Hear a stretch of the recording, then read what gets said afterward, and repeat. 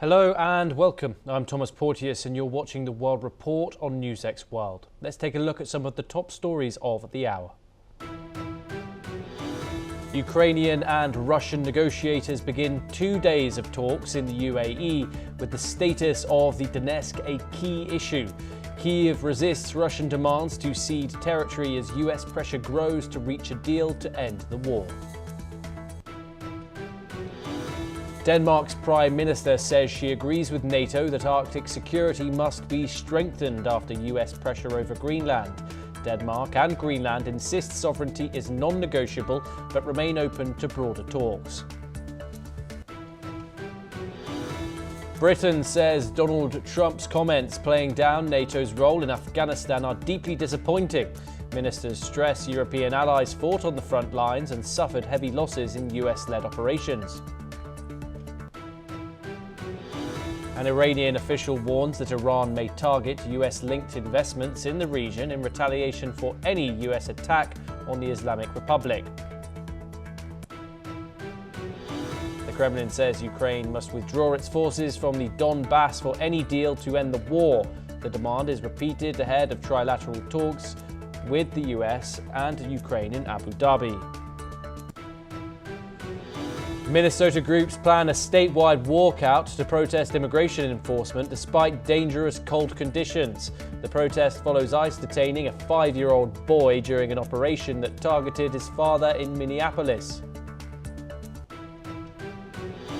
UN Human Rights Chief Volker Turk urges the US to uphold international law in immigration crackdowns in the United States. He cites concerns over arbitrary and unlawful detentions. France's Prime Minister survives a no-confidence vote after forcing part of the 2026 budget through Parliament. The vote marks a symbolic win for the government, with further political challenges expected.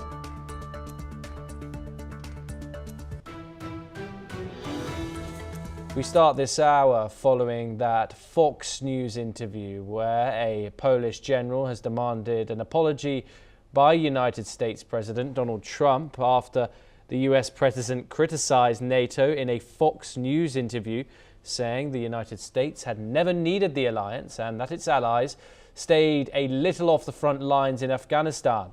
These remarks follow similar comments earlier in the week when US President Trump described the alliance as overrated and questioned its members' willingness to respond to a crisis. Let's listen in to what Trump had to say in the Fox interview and the Polish general's response to it. Very well with NATO, I think, but I've always said, will they be there if we ever needed them? And that's really the ultimate test, and I'm not sure of that. I know that we would have been there, or we would be there, but will they be there? And let's hope that that never happens. We've never needed them. We have never really asked anything of them. You know, they'll say they sent some troops to Afghanistan or this or that, and they did. They stayed a little back, a little off the front lines, but we've been very good to Europe and to many other countries. It has to be a two-way street, and it's been a two-way street, much more so, and now it's really been a two-way street. Tak, mamy pretensje za tą wypowiedź, oczekujemy słowa przepraszam. Nie zmieni to naszego podejścia do naszych amerykańskich przyjaciół, od których naprawdę dużo jako polscy żołnierze nauczyliśmy się, ale też nie uchylaliśmy się od tego, żeby w sytuacjach trudnych chronić życie amerykańskich żołnierzy i też własną piersią często ryzykować własne życie, aby nasi towarzysze broni byli bezpieczni. Słyszeliśmy wiele kłamstw, za które prezydent Trump nie przeprosił, wiele takich wypowiedzi, które świadczyły o jego takim egocentryzmie, czy takim związanych chociażby z tą dążeniem do Nagrody Nobla, ale tutaj uważam, że jednak prezydent Trump przekroczył pewną czerwoną linię, bo myśmy płacili krwią za ten sojusz, myśmy naprawdę poświęcali własne życie. Polscy żołnierze Gromu pisali testamenty przed tą misją, ale mówili, że nie będziemy się uchylać od naszego obowiązku, nawet jeżeli zginiemy, no to prosili kolegów, którzy byli w Polsce, zadbajcie o nasze rodziny, ale my honoru nie splamimy. I otóż tu nastąpiło uderzenie w coś, co jest spoiwem sojuszu NATO, w honor żołnierski i tu jednak oczekuję słów przepraszam. A total of 3,486 NATO troops died in the 20-year conflict, of which the majority, 2,461 of them, were US service members. 457 British troops died, while another 2,000 military and civilian personnel were wounded in action. Other NATO allies, including Italy, Germany and France, also had soldiers who died.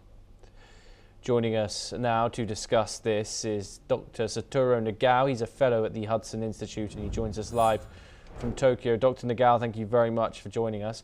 There seemed to be a decline in the ruffle of feathers when it came to the transatlantic relationship between the United States and Europe. However, it's happened again. Donald Trump has made a comment here concerning the 20-year war in Iran. Article 5, of course, triggered by the United States after the September 11th attacks in New York. The only time it has happened, may I add. What's Donald Trump trying to achieve with these comments, seemingly alienating allies even further away? In this case, indeed, President Trump's attitude is not respectable to the right which contribute this battle. That is true. But at the same time, it is also true that this is a reality as a power balance.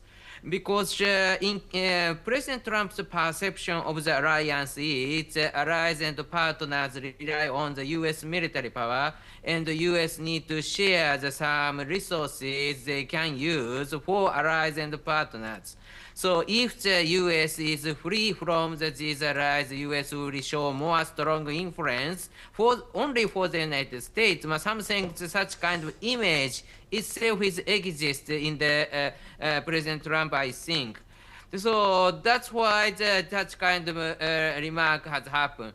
So that's why every time President Trump asks the allies and partners what is the benefit of the United States. For example, when U.S. support Ukraine, recently the Ukraine agreed with the United States to share the rare earth resources in their country. Why? Because this rare earth is a persuasive fact, persuasive card to, if the U.S. can get the right to use these rare earths in Ukraine, the supporting Ukraine in the war against Russia, is beneficial for the United States. Such kind of the logic exists. So now, in case of NATO, if U.S. supports European countries, European must contribute to the United States if the troops sent to the U.S. military operation. But in this case, U.S. can do themselves, so that is not a contribution. Contribution is more something more bigger one the U.S. need. Okay. So something such kind of logic exists in the President Trump side, I guess. Yes, Dr. Nagao, do stay with us as we move on to our next story. And we turn to Europe's east. And in response to Russia's ongoing attacks on Ukraine's energy infrastructure, Poland is sending hundreds of generators to help the Ukrainian people survive the harsh winter. The assault on Ukraine's power and water systems have caused prolonged outages, leaving citizens in Kyiv without heat or electricity in temperatures as low as minus 20 degrees Celsius. Poland's Prime Minister Donald Tusk ordered the delivery of 397 power generators and 18 heaters to Ukraine. Additionally, 447 generators funded by the European Union will also be sent. The Polish capital Warsaw is contributing 90 generators to Kyiv's efforts to cope with the crisis, and the Polish public have raised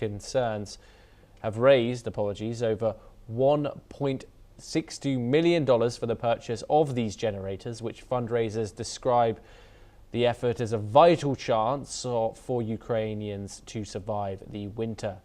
Poland has remained a steadfast ally of Ukraine, and its support is seen as a crucial gesture amid the continued Russian aggression.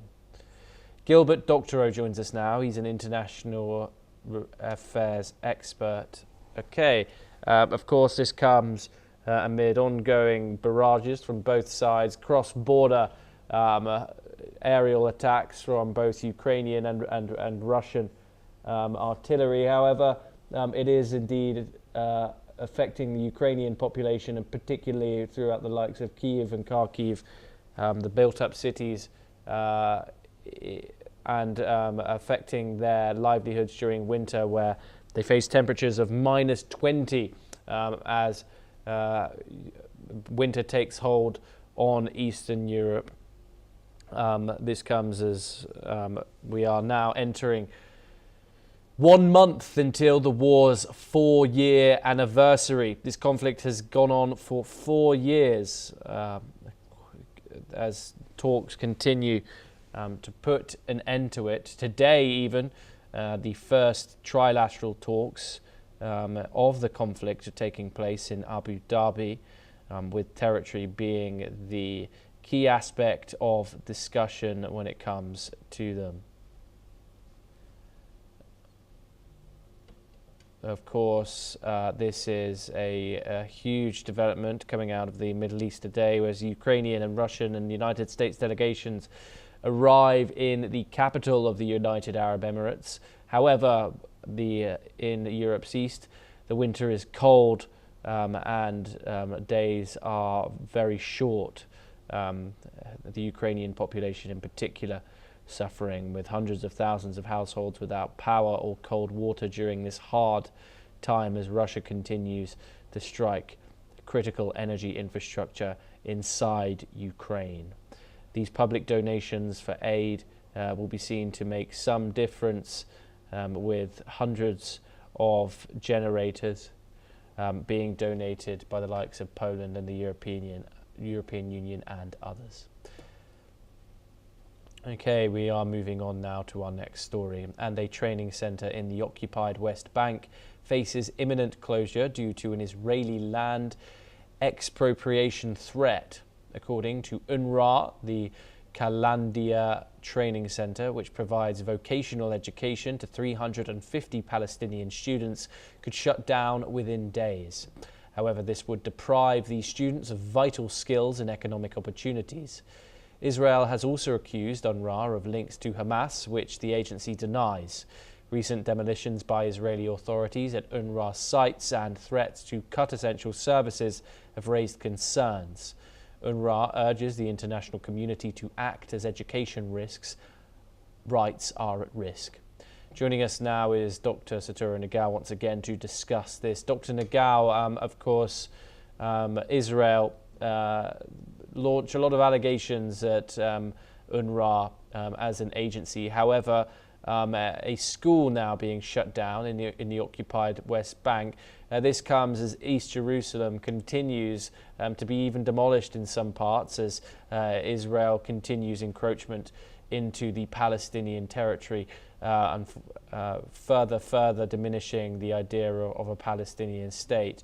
What more can you tell us about this situation in the occupied West Bank? Along with the Gaza, in the West Bank, there are some clashes between Israel and the Palestinian government. So that's why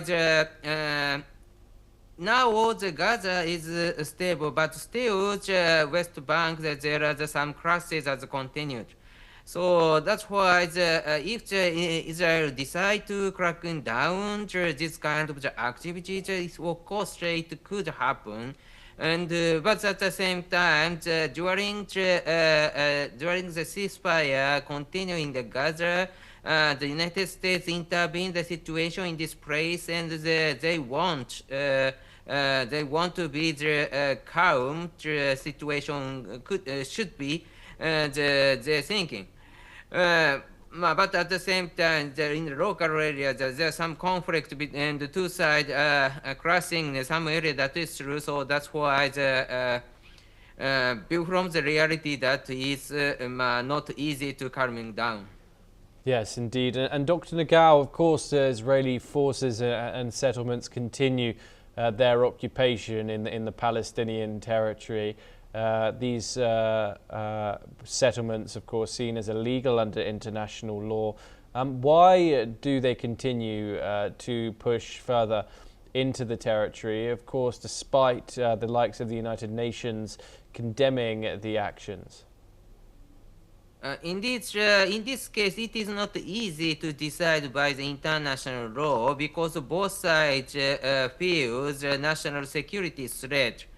In this case, most important feeling of this issue is minority or majority.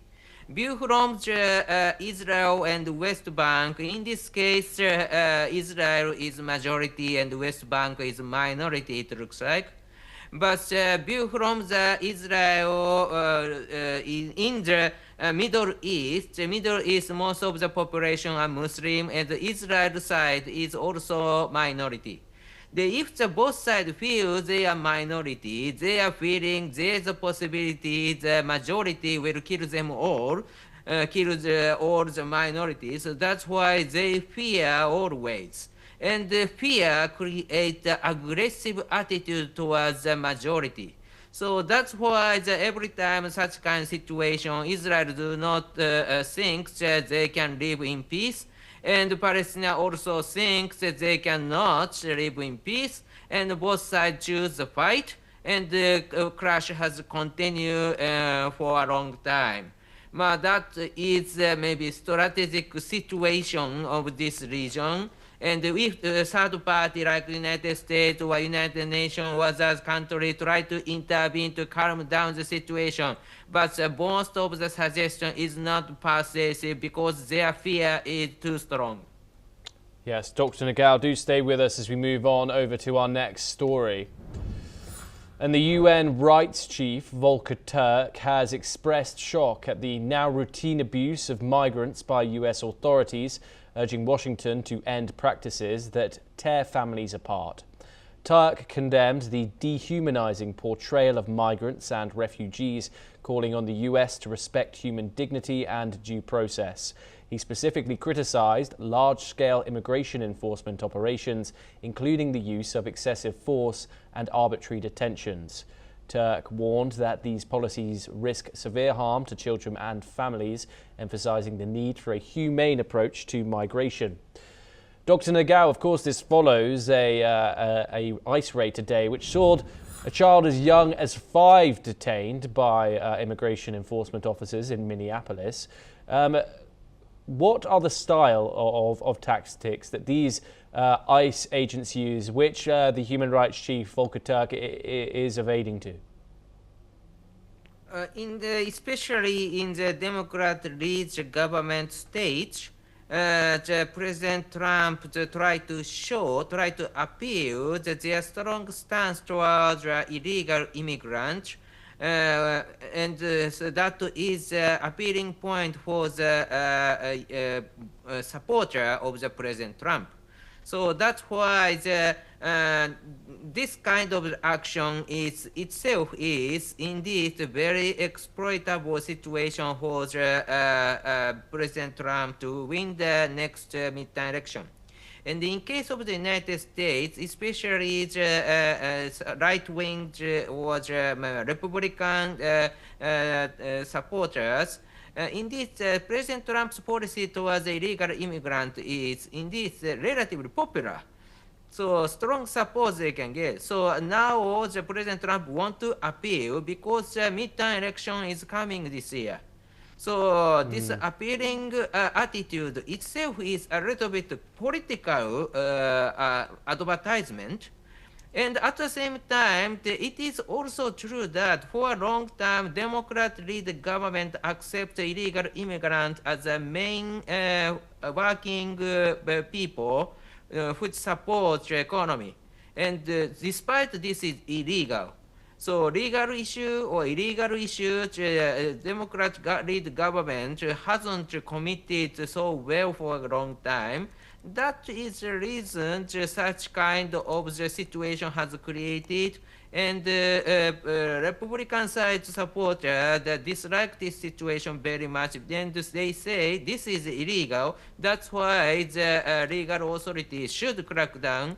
But that is the logic the Republican side can say.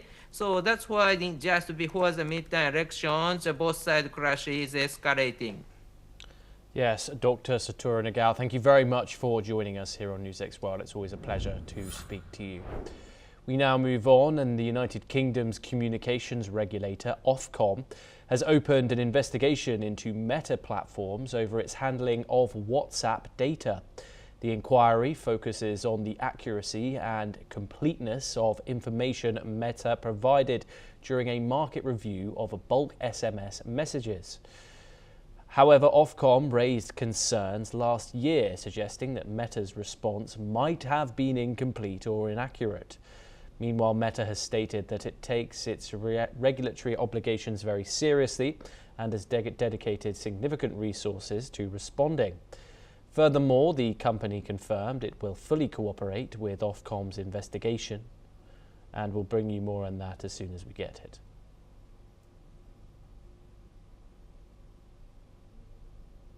Well, that's all that we have time for this hour.